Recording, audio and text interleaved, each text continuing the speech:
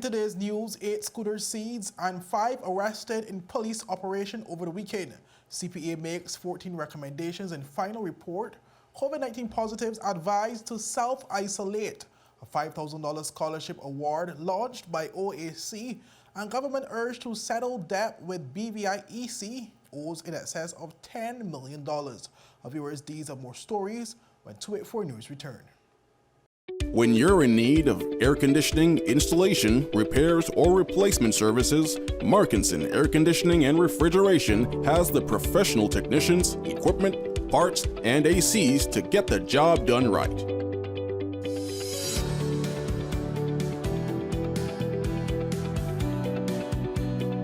Markinson Air Conditioning and Refrigeration carries top brands like Daikin,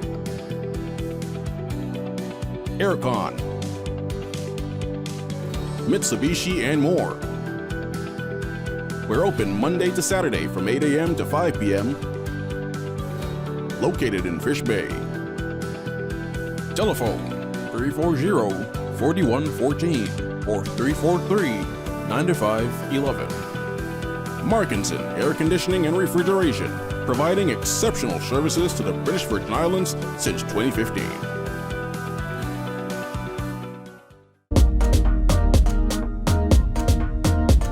So tonight, I am an international musician and also a bandman. Let's go behind the scenes.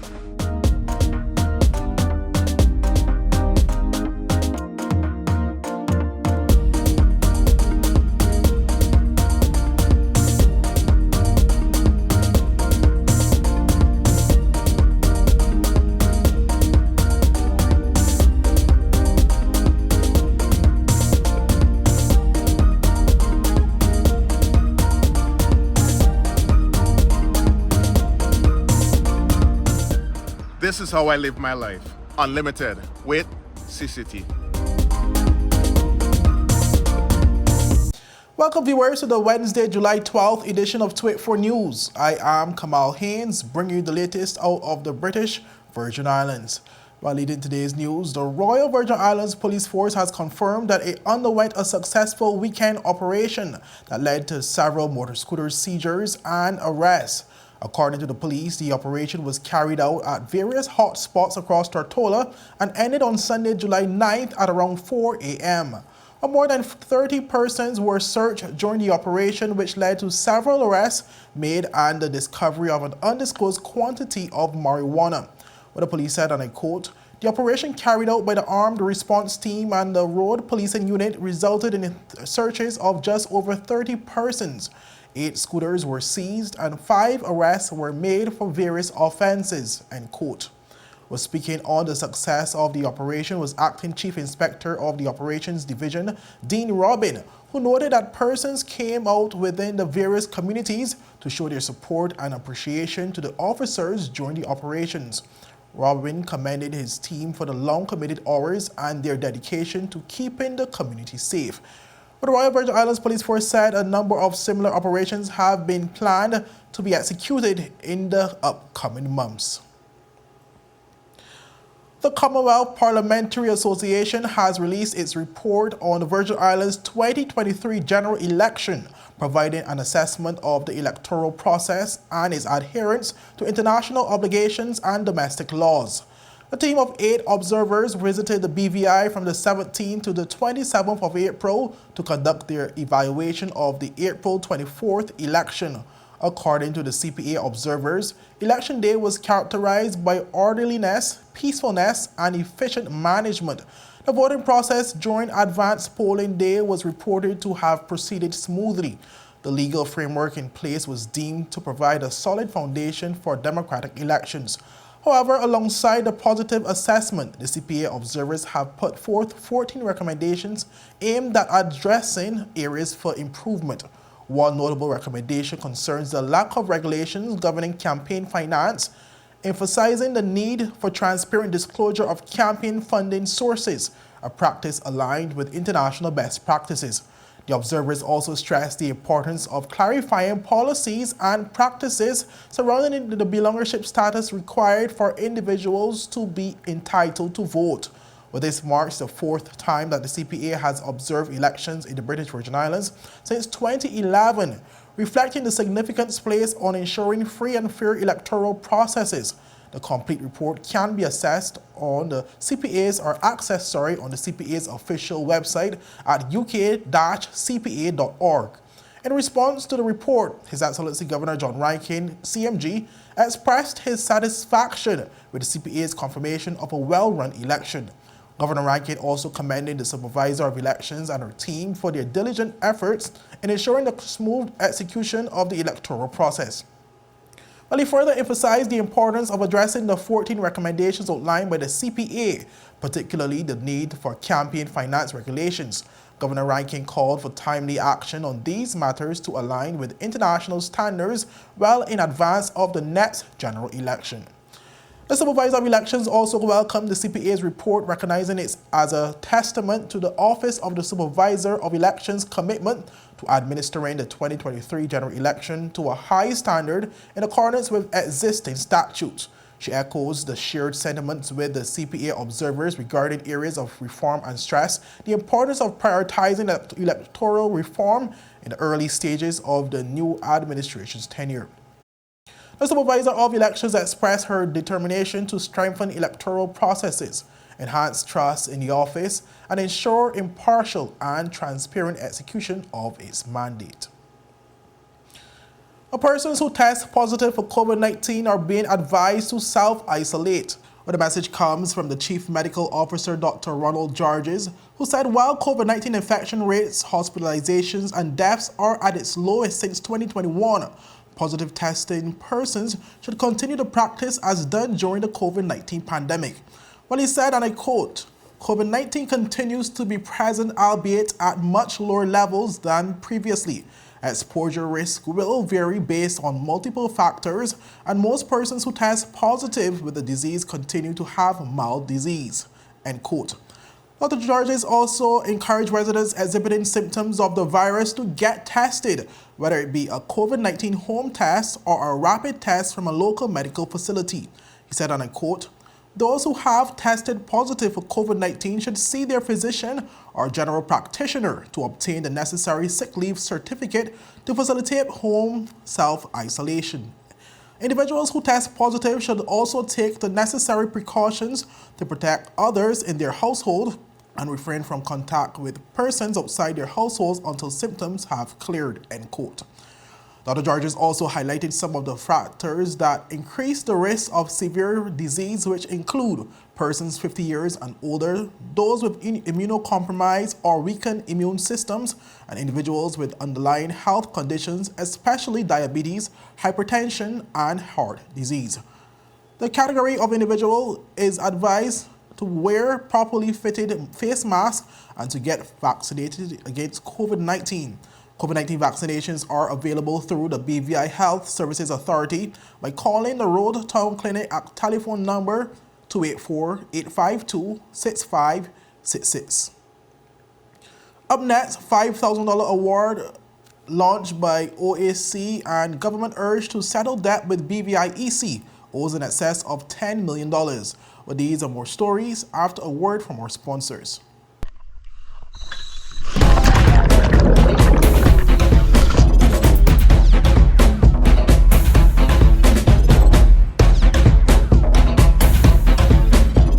Today, I am doing cobble treatments with Beyond the Reef.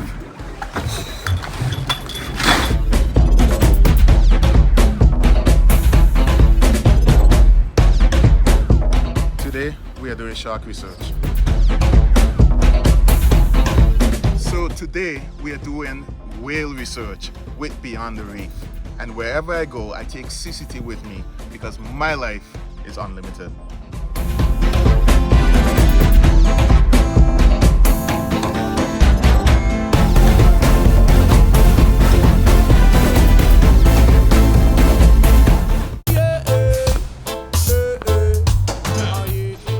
Father Jesus, that line you long like church service. Alright, do enjoy the rest of the day. Next customer line, please. Wait, hold on a second. Yes, Sonny boy, come, yes, son. Good morning. Good morning, Sonny boy. Over there. You must have cut fun topic. It's okay. I'll take care of it. What? No man to take care of me. How may I assist you? Yes. You want top of power? You want top of power? Join the prepaid party with CCT and enjoy more affordable data plans, more top-up promotions, more savings with hero bundles, and more value for your money each and every Tuesday with Top Up Turn Up Tuesday. Visit a CCT store today or anywhere CCT Top Up is sold and top up your phone. 5, 10, 15, 20, 25, 30. You want top of power? So you're saying I can ask this cat any question? The cat is connected to the computer. You just type in the question, it will read his mind. There the answer comes.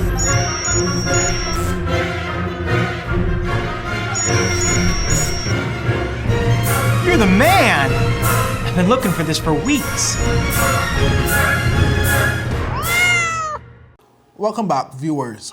One student of the 2023 graduating class of the Brigada Flats Educational Center's Secondary Division walked away with a $5,000 scholarship towards his tertiary education by way of a new scholarship award launched by the O'Neill Alexander Consulting Company or Consulting Group that day.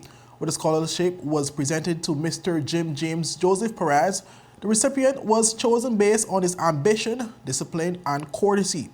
The scholarship was awarded in honor of Shay's mother, Carol O'Neill Alexander, a past principal of the institution who has made significant contributions to the educational community.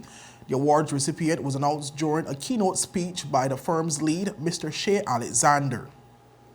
In honor of my mother, Carol O'Neill Alexander, Miss O'Neill, the former principal of BVIEC for several decades, who continues to tirelessly contribute to educating our community and inspiring the qualities I just mentioned, I will be delivering the scholarship worth $5,000 for the continued studies of Mr. James Perez.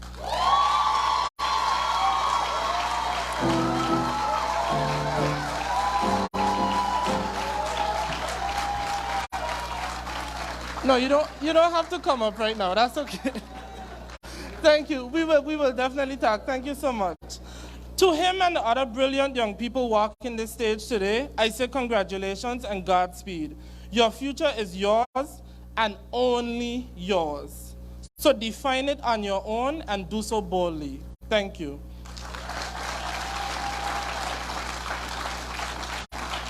He emphasized the group's dedication to investing in the education of young individuals who possess the potential to lead society towards new horizons. OAC Group will provide ongoing support to Mr. Joseph Perez throughout his pursuit of an associate's degree, reinforcing their commitment to his journey of excellence. As a former student of the educational institution, Shay Alexander connected deeply with the graduating class. He emphasized the importance of investing resources into one's own joy and success rather than being burdened by the opinions of others. You cannot please everyone, and no matter how you flex and compromise, there will always be those who find fault. Now, you're probably looking at your program and wondering what this has to do with the theme, which is redefining our future to embrace sustainability. When I thought about what would be very practical advice to give to the young people, I struggled a bit because one, I like to think of myself as quite young and I feel like I more need advice than can give it. And two, I thought of the fact that each one of them is going to go on to be so vastly different from each other, even from what they are today. The young student who wanted to be a doctor might go on to be a permanent secretary or end up traveling the world as an international performer. And I do hope Miss Price goes on to sing because she's very, very good. One of life's constants is the presence of those who will criticize, those who will not understand or appreciate your vision, those who will fear the power of your dreams. We often think of sustainability as preserving our world's resources. It's our greatest asset, we say. It must be protected. Now, while I love our planet, I disagree with this statement. Our first and greatest asset, the one we must cherish above all others, is ourselves. It is our peace of mind, our well-being, our vitality. Opposition Legislator Honorable Marlon Penn is urging the government to settle its debt with the BVI Electricity Corporation, claiming that it is owed in excess of $10 million. Government owes a tremendous amount of money to the corporation.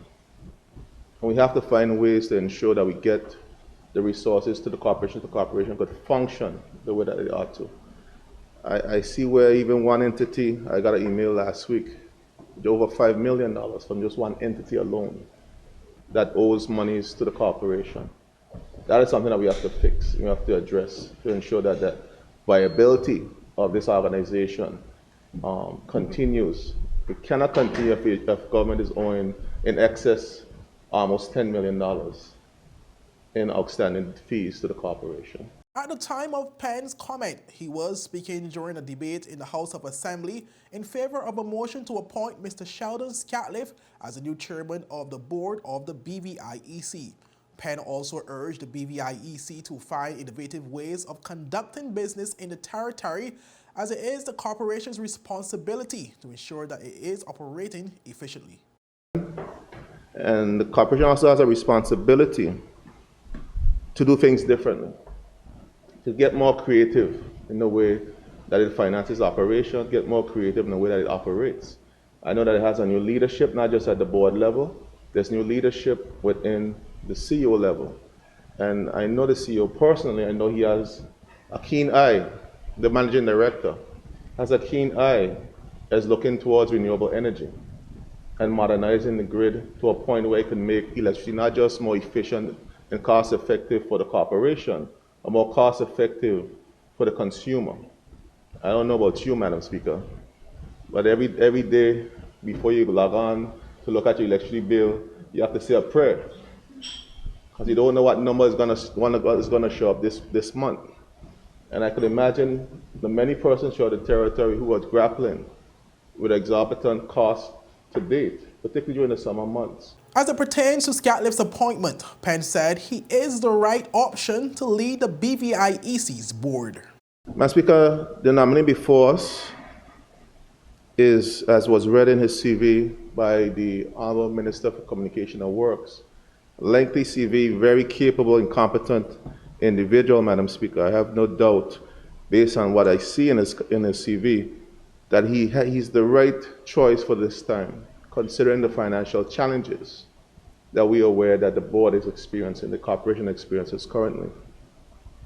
Not only has he the capacity on his CV, I've had the privilege, Madam Speaker, to work with Mr. Scatliff for about a decade at the Financial Services Commission. I've seen him in action in his ability to execute under pressure, execute in very complex environment. And that is indeed what the corporation needs at this time. Up next, more delays for ANEGADA Renewable Energy Project. Minister visits Jos van Dyke Multipurpose Facility site and hike for the Cure event this Sunday. With these stories, when 284 News return. Rashford made it. Manchester United have come from behind to lead. At home or on the go, watch CCT Live. Download our app and carry your favorite TV shows, news, or live sports anywhere you go. Visit cctbvi.com/live, select your package, and tune in. So tonight, I am an international musician and also a bandman. Let's go behind the scenes.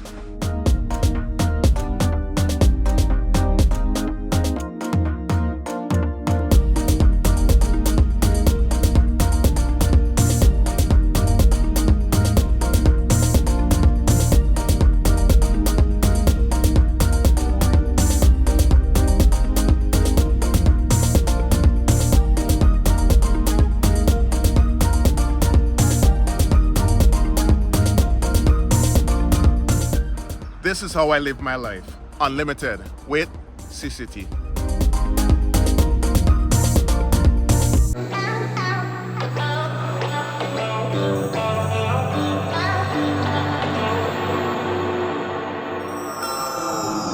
Shake me awake.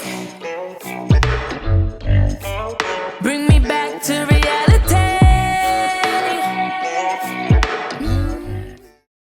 Welcome back, viewers, and thank you so much for sticking with us. The completion of the ANEGADA Hybrid Renewable Energy and Battery Energy Storage System project continues to be impacted by delays.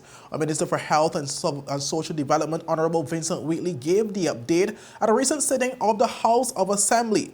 He said the project, which is valued at more than $4.6 million, continues to be lagging behind.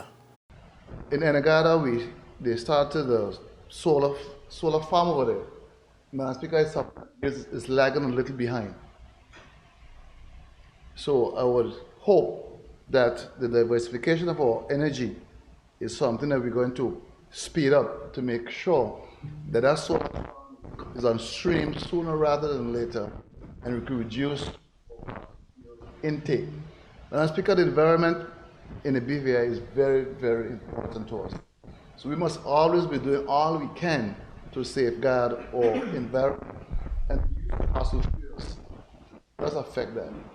The groundbreaking ceremony for the project was held on December 29, 2022, with a completion date of November 2023.